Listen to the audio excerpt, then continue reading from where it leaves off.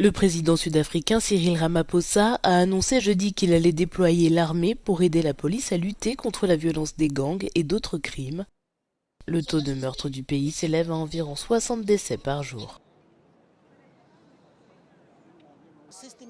Le financement des forces de défense a été systématiquement réduit. À l'heure actuelle, elles ne peuvent donc pas optimiser leur déploiement. Et nous avons vu ce qui s'est passé lorsqu'elles ont été déployées en RDC. Il est donc vraiment risible de vouloir déployer les forces de défense pour lutter contre les mineurs illégaux sans nous dire d'où viendront les ressources nécessaires pour les équiper.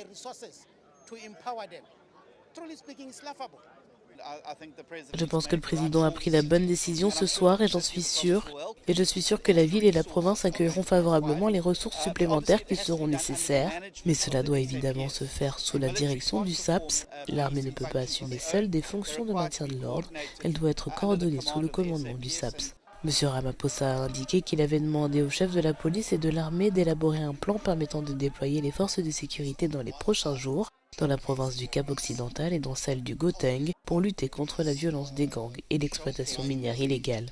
D'une part, il montre que le monde est complexe. Les rivalités s'intensifient, en particulier les relations difficiles avec des pays comme les États-Unis. Il est intéressant de noter que des pays comme les États-Unis n'ont pas été mentionnés directement, mais je pense que ce qui était important ici, c'était le processus très direct de diversification des relations, qui est actuellement un processus important de réduction des risques. Cela devient presque une question d'investissement. Il ne faut pas mettre tous ses œufs dans le même panier.